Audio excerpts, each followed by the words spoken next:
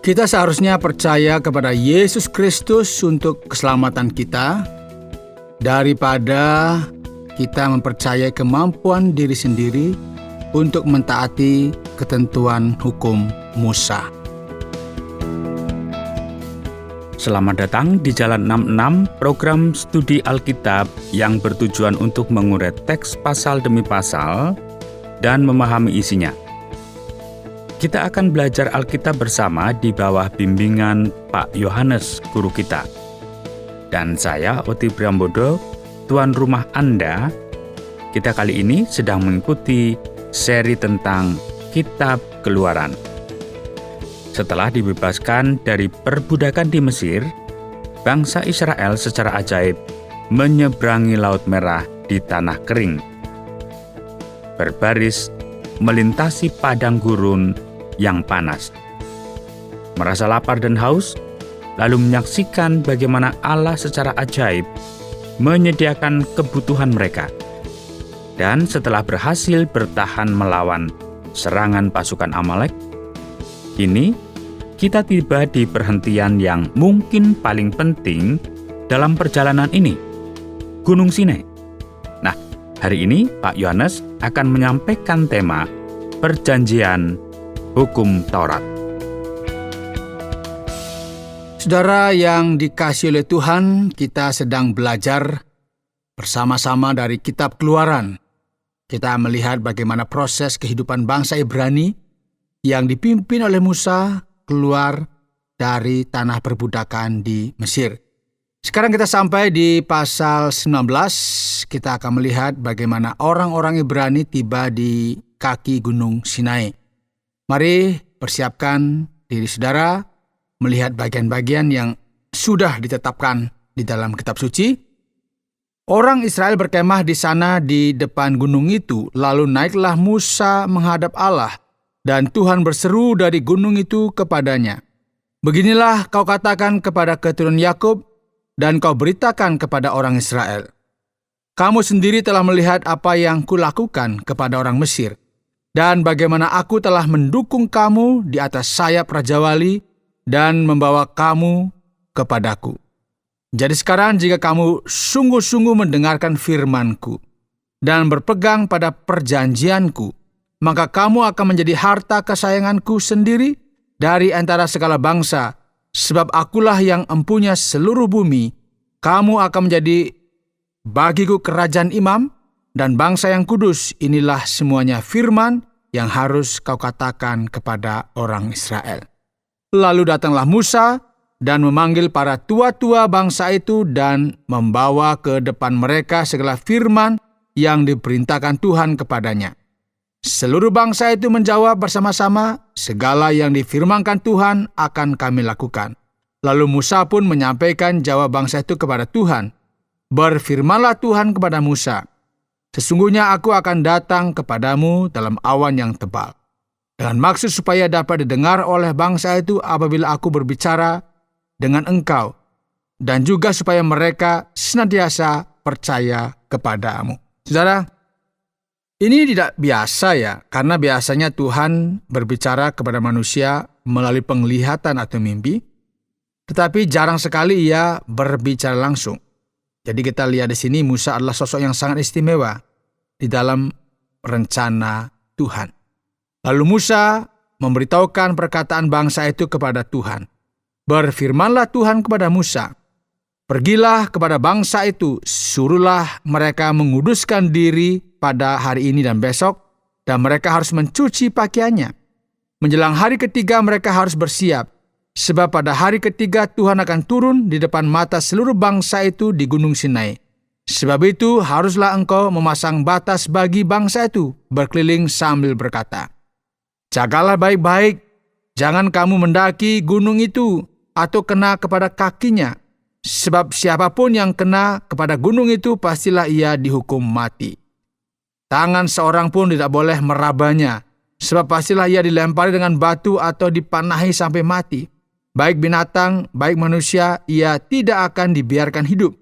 Hanya apabila sangkakala berbunyi panjang, barulah mereka boleh mendaki gunung itu." Lalu turunlah Musa dari gunung mendapatkan bangsa itu. Disuruhnyalah bangsa itu menguduskan diri dan mereka pun mencuci pakaiannya. Maka kata Musa kepada bangsa itu, "Bersiaplah menjelang hari yang ketiga, dan janganlah kamu bersetubuh dengan perempuan." Kita lihat di sini ya, pada hari yang penuh dengan sesuatu yang luar biasa, Musa dan umatnya dipanggil untuk mencapai tingkat kemurnian yang tidak lazim. Jadi, suami istri juga harus berpantang. Para pria nggak boleh mendekati perempuan agar mereka tidak tergoda untuk melakukan sesuatu yang duniawi di saat-saat yang penuh dengan kewaspadaan ini. Kita bahkan melihat bahwa mereka nggak boleh penasaran dan berani naik ke gunung. Bahkan jika seekor binatang pun memasuki wilayah suci, ia harus dirajam atau ditembak dengan panah. Jadi ini sesuatu yang sungguh-sungguh sakral. Ayat 16, "Dan terjadilah pada hari ketiga, pada waktu terbit fajar, ada guruh dan kilat dan awan padat di atas gunung dan bunyi sangkakala yang sangat keras, sehingga gemetarlah seluruh bangsa yang ada di perkemahan." Ini bukan sesuatu yang dibuat oleh manusia, petasan-petasan, bukan seperti itu ya. Ini adalah sesuatu ledakan yang mungkin bisa katakan yang memang datangnya dari sorga. Lalu Musa membawa bangsa itu keluar dari perkemahan untuk menjumpai Allah, dan berdirilah mereka pada kaki gunung. Gunung Sinai ditutupi seluruhnya dengan asap, karena Tuhan turun ke atasnya dalam api. Asapnya membubung seperti asap dari dapur, dan seluruh gunung itu gemetar sangat. Bunyi sangkakala kian lama kian keras. Berbicaralah Musa, lalu Allah menjawabnya dalam guruh. Lalu turunlah Tuhan ke atas gunung Sinai, ke atas puncak gunung itu. Maka Tuhan memanggil Musa ke puncak gunung itu, dan naiklah Musa ke atas. Kemudian Tuhan berfirman kepada Musa, "Turunlah, peringatkanlah kepada bangsa itu, supaya mereka jangan menembus mendapatkan Tuhan, hendak melihat-lihat, sebab tentulah banyak dari mereka akan binasa." Perhatikan, ini sesuatu yang tidak boleh main-main ya, terkait dengan kekudusan Tuhan. Jadi akan berakibat fatal apabila manusia berdosa, dan tentunya manusia tidak dapat memandang Tuhan dan mereka dibiarkan hidup. Juga para imam yang datang mendekat kepada Tuhan haruslah menguduskan dirinya, supaya Tuhan jangan melanda mereka. Lalu berkatalah Musa kepada Tuhan, "Tidak akan mungkin bangsa itu mendaki gunung Sinai ini, sebab Engkau sendiri telah memperingatkan kepada kami demikian. Pasanglah batas sekeliling gunung itu dan nyatakanlah itu kudus." Lalu Tuhan berfirman kepadanya, "Pergilah, turunlah, kemudian naiklah pula. Engkau beserta Harun, tetapi para imam dan rakyat tidak boleh menembus untuk mendaki menghadap Tuhan, supaya mereka jangan dilandanya." Lalu turunlah Musa mendapatkan bangsa itu dan menyatakan hal itu kepada mereka. Saudara, mari kita perhatikan di Keluaran pasal 20, dan ini sangat terkenal ya. Bisa kita lihat bagaimana 10 perintah Tuhan dituliskan di sini. Ayat yang pertama, lalu Allah mengucapkan segala firman ini, "Akulah Tuhan Allahmu yang membawa engkau keluar dari tanah Mesir, dari tempat perbudakan. Jangan ada padamu Allah lain di hadapanku. Jangan membuat bagimu patung yang menyerupai apapun yang ada di langit di atas, atau yang ada di bumi di bawah, atau yang ada di dalam air di bawah bumi. Jangan sujud menyembah kepadanya atau beribadah kepadanya. Sebab aku Tuhan Allahmu adalah Allah yang cemburu, yang membalaskan kesalahan bapa kepada anak-anaknya, kepada keturunan yang ketiga dan keempat dari orang-orang yang membenci aku. Tetapi aku menunjukkan kasih setia kepada beribu-ribu orang, yaitu mereka yang mengasihi aku dan yang berpegang pada perintah-perintahku. Jangan menyebut nama Tuhan Allahmu dengan sembarangan, sebab Tuhan akan memandang bersalah orang yang menyebut namanya dengan sembarangan. Ingatlah dan kuduskanlah hari Sabat. 6 hari lamanya engkau akan bekerja dan melakukan segala pekerjaanmu. Tetapi hari yang ke-7 adalah hari Sabat Tuhan Allahmu. Maka jangan melakukan sesuatu pekerjaan, engkau atau anakmu laki-laki, atau anakmu perempuan, atau hambamu laki-laki, atau hambamu perempuan, atau hewanmu, atau orang asing yang di tempat kediamanmu. Sebab 6 hari lamanya Tuhan menjadikan langit dan bumi, laut dan segala isinya, dan Ia berhenti pada hari ke-7. Itulah sebabnya Tuhan memberkati hari Sabat dan menguduskannya. Hormatilah ayahmu dan ibumu, supaya lanjut umurmu di tanah yang diberikan Tuhan Allahmu kepadamu. Saudara, ini Tuhan memberkati orang-orang yang menghormati orang tua, meskipun ya mereka tidak sempurna pasti ya, tetapi kita diperintahkan untuk menghormati mereka sebagai orang tua. Jangan membunuh, jangan berzina. Ya, kata berzinahan ini mencakup luas ya, termasuk perilaku seksual yang tidak pantas. Jangan mencuri, jangan mengucapkan saksi dusta tentang sesamamu. Jangan mengingini rumah sesamamu, jangan mengingini istrinya, atau hambanya laki-laki, atau hambanya perempuan, atau lembunya, atau keledainya, atau apapun yang dipunyai sesamamu. Jadi ini kita harus merasa cukup ya dengan apa yang Tuhan sudah berikan, dan kita nggak boleh iri dengan orang lain. Seluruh bangsa itu menyaksikan gemuruh mengguntur, kilat sabung menyambung. Sangkakala berbunyi di gunung berasap, maka bangsa itu takut dan gemetar, dan mereka berdiri jauh-jauh. Mereka berkata kepada Musa, "Engkaulah berbicara dengan kami, maka kami akan mendengarkan. Tetapi janganlah Allah berbicara dengan kami, nanti kami mati." Tetapi Musa berkata kepada bangsa itu, "Janganlah takut, sebab Allah telah datang dengan maksud untuk mencoba kamu, dan dengan maksud supaya takut akan Dia ada padamu, agar kamu jangan berbuat dosa." Adapun bangsa itu berdiri jauh-jauh, tetapi Musa pergi mendekati embun yang kelam di mana Allah ada. Lalu berfirmanlah Tuhan kepada Musa, "Beginilah kau katakan kepada orang Israel, kamu sendiri telah menyaksikan bahwa aku berbicara dengan kamu dari langit. Janganlah kamu membuat di sampingku Allah perak, juga Allah emas. Janganlah kamu buat bagimu. Kau buatlah bagiku mezbah dari tanah, dan persembahkanlah di atasnya korban bakaranmu dan korban keselamatanmu, kambing dombamu dan lembu sapimu, pada setiap tempat yang kutentukan menjadi tempat peringatan bagi namaku. Aku akan datang kepadamu dan memberkati engkau. Tetapi jika engkau membuat bagiku mezbah dari batu, maka jangan engkau mendirikannya dari batu pahat. Sebab apabila engkau mengerjakannya dengan beliung, maka engkau melanggar kekudusanku. Juga jangan engkau naik tangga ke atas mezbahku, supaya auratmu jangan kelihatan di atasnya." Cara ini sesuatu yang luar biasa yang Tuhan nyatakan kepada mereka, dan memberikan aturan-aturan, tata cara dan sebagainya, agar mereka itu sungguh-sungguh beribadah kepada Tuhan, beribadah sesuai dengan yang Tuhan kehendaki. Saudara sedang mendengarkan Jalan 66, program pembelajaran Alkitab pasal demi pasal. Saya, Oti Priambodo, dan Pak Yohanes telah menyampaikan dalam Kitab Keluaran pasal yang ke-19 dan yang ke-20. Dan setelah mendengarkan ketentuan-ketentuan perjanjian hukum, 10 perintah Allah, mari kita ajukan beberapa pertanyaan kepada Pak Yohanes. Pak Yohanes, apa sebenarnya perjanjian hukum itu? Dan bisakah Bapak menjelaskan kepada kita dalam perspektif yang tepat? Perjanjian hukum Taurat kita kenal juga sebagai perjanjian Musa, karena memang perjanjian ini diberikan kepada Musa di Gunung Sinai, dan kita melihat di sini ada 10 perintah yang diberikan.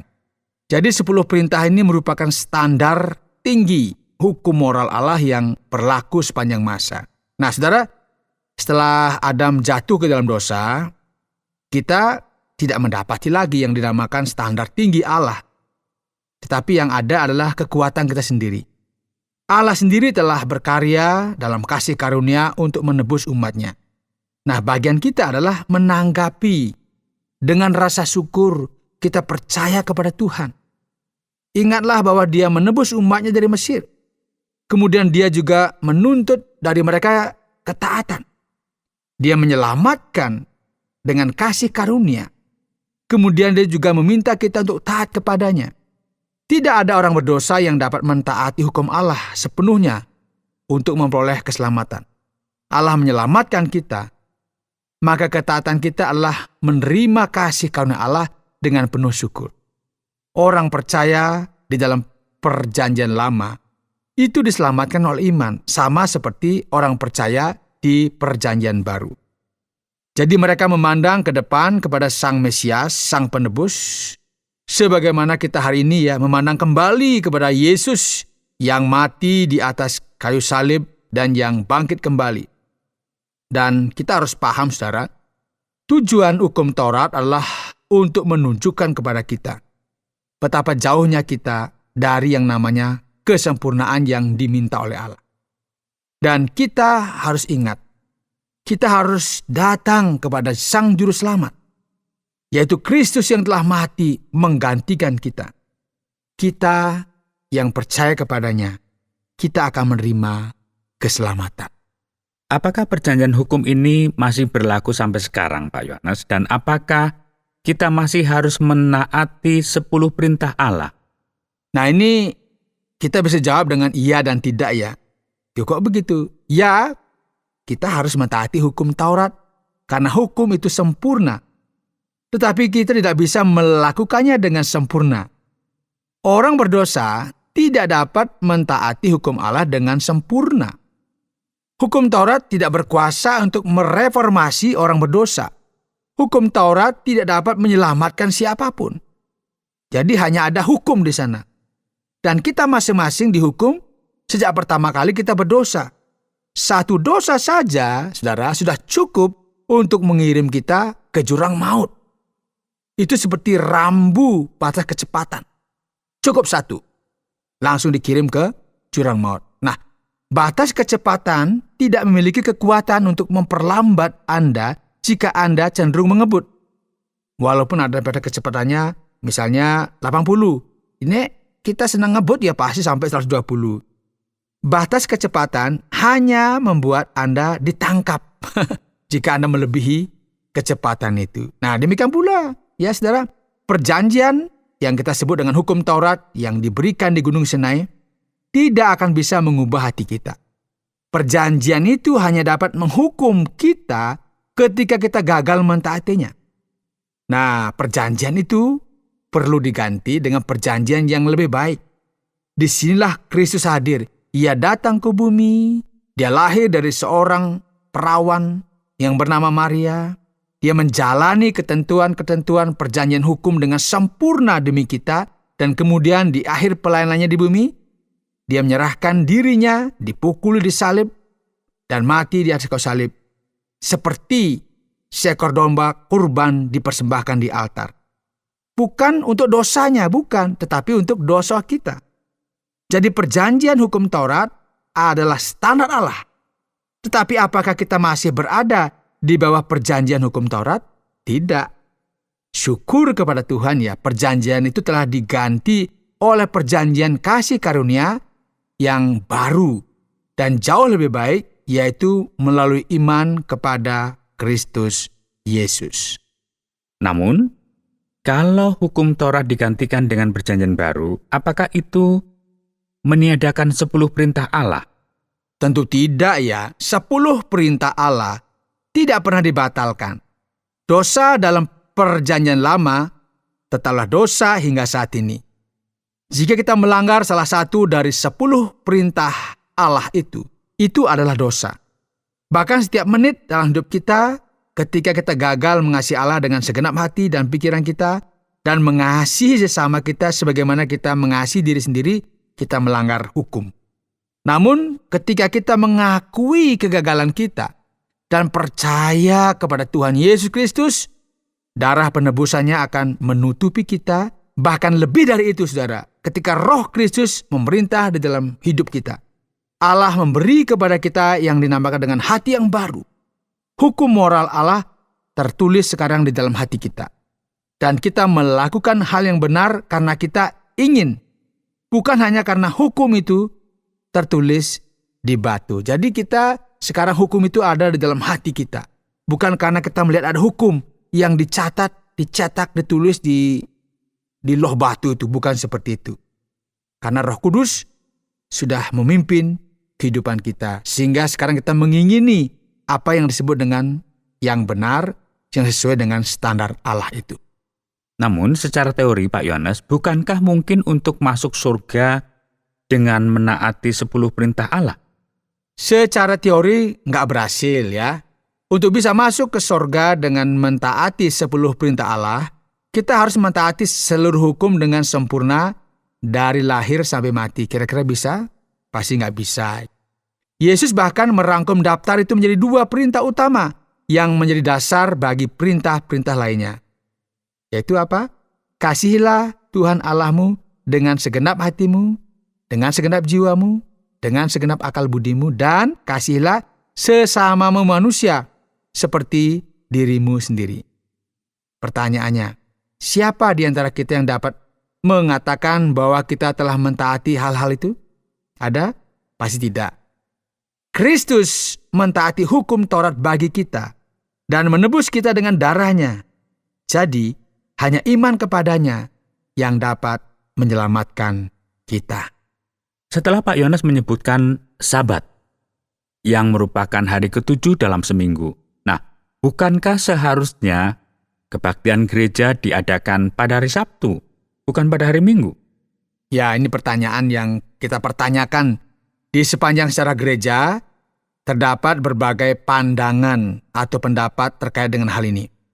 Kitab Keluaran mengatakan bahwa Sabat diberikan sebagai pengingat bagi kita bahwa Allah menciptakan dunia dalam 6 hari dan beristirahat atau berhenti menciptakannya pada hari ke-7. Pemeliharaan Sabat itu dilakukan bahkan sebelum hal itu tertulis dalam perjanjian hukum Taurat sebagai cara untuk mengingat Allah sebagai Sang Pencipta alam semesta ini. Setelah Kristus wafat, setelah Dia bangkit kembali, gereja mulai beribadah pada hari pertama dalam seminggu untuk menghormati kebangkitan Kristus. Sebab Ia bangkit pada hari pertama dalam seminggu itu, beberapa orang Kristen masih menganggap hari ke-7 sebagai hari ibadah. Itu sah-sah saja. Gagasan utamanya adalah menetapkan satu hari khusus sebagai waktu suci untuk beristirahat, waktu untuk merenungkan kebaikan dan kasih sayang Tuhan, dan beribadah bersama. Yesus yang dibesarkan tentunya ya sebagai orang Yahudi, dan Rasul Paulus juga memelihara Sabat, tapi menolak cara orang Farisi dalam menjalankannya, karena orang Farisi, ingat ya, mengajarkan tradisi buatan manusia, seolah itu adalah perintah Tuhan. Padahal sebenarnya bukan ya.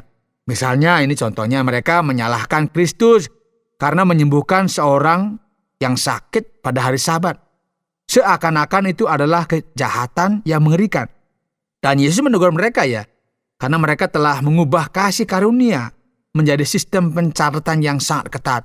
Ini benar, ini salah, ini benar, salah. Bukan seperti itu. Nah, sebagai orang Kristen, kita umumnya ingin menyenangkan Tuhan, dan karena alasan ini kita berusaha untuk menaati hukum moral Tuhan. Meskipun hukum seremonial telah menjadi usang ya oleh kematian dan kebangkitan Kristus. Namun kita sebagai orang percaya tidak terikat oleh batasan hukum Taurat dalam hal Sabat. Kita bebas berkumpul dan beribadah di gereja pada hari Sabtu atau Minggu. Hal itu tidak perlu diperdebatkan ya. Yang perlu kita pahami saat ini adalah bahwa kita telah diselamatkan karena Kristus, bukan karena kita mentaati hukum Taurat.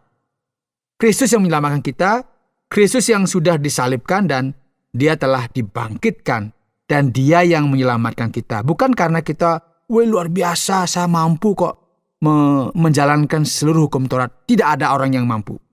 Dan Kristus memberikan kasih karunia-Nya kepada kita karena kita percaya kepada Dia. Ada perintah lain yang menarik perhatian saya di sini, Pak Yohanes.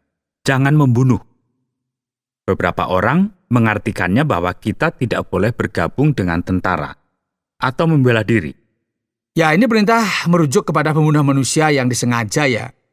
Dan ada perbedaan antara membunuh karena kebencian dan hukuman mati yang ditetapkan dalam Kejadian 9 ayat 6. Barang siapa menumpahkan darah manusia, darahnya akan tertumpah oleh manusia. Nah, Negara sebenarnya memiliki hak yang diberikan Tuhan untuk menegakkan keadilan dengan pedang terhadap para pembunuh. Kita juga punya hak untuk membela diri. Misalnya, ada orang yang harus bertugas di angkatan bersenjata. Ini salah satu yang kadang-kadang ada yang menolak, ada yang tidak terima dan sebagainya. Ada yang harus ikut wajib militer dan sebagainya. Ini kan usaha-usaha untuk yang namanya pembelaan diri. Tapi pertanyaannya, dari mana datangnya pembunuhan? Pembunuhan berasal dari hati manusia. Dan kita semua perlu menjaga diri karena Yesus berkata agar kita menjaga pikiran kita. Karena dari pikiran timbul niat untuk membunuh, berzina, mencuri, ya dan semua tindakan-tindakan yang tidak dikehendaki oleh Allah. Siapa yang bisa mengatakan bahwa kita tidak bersalah dan tidak pernah berdosa? Kita semua berada di dalam perahu dosa bersama-sama. Dan kita semua perlu mencari pengampunan yang hanya dapat diberikan oleh Allah melalui Tuhan Yesus Kristus. Baiklah, terima kasih banyak Pak Yones, dan bisakah kita meringkas kedua bab ini menjadi ringkasan yang padat begitu? Hari ini kita telah belajar dari Keluaran 19 dan 20 dengan tema perjanjian hukum Taurat. Sederhananya, kalau saya ringkas ya, 10 perintah Allah yang diberikan kepada Musa merupakan hukum moral Allah yang sempurna. Dan kita harus berusaha untuk menaatinya. Tetapi kita gagal. Namun Allah dalam kasih karunia-Nya kepada kita mengutus putra tunggalnya ke dunia untuk mentaati hukum moral dengan sempurna. Lalu mati di kayu salib demi orang berdosa, sehingga siapa yang percaya kepadanya beroleh hidup yang kekal. Maka kita harus percaya kepada Yesus Kristus untuk keselamatan kita, daripada kita mengandalkan kemampuan kita sendiri untuk mentaati ketentuan hukum Musa. Baik, terima kasih banyak Pak Yones. Semoga kita akan bertemu lagi di lain waktu pada saat kita melanjutkan kitab Keluaran. Saudara pendengar, karena waktu yang tidak memungkinkan, kita akhiri program Jalan 66 kali ini. Kami menantikan Anda untuk tetap mengikuti pelajaran berikut dalam lanjutan pembelajaran Alkitab yang memberikan pelajaran menyeluruh tentang firman Tuhan. Jika Anda memiliki pertanyaan atau berespon terhadap topik berhubungan dengan program ini, silakan menyampaikan melalui WhatsApp ke nomor 081 333 777 386. 081 333 777 386. Terima kasih atas perhatian Anda.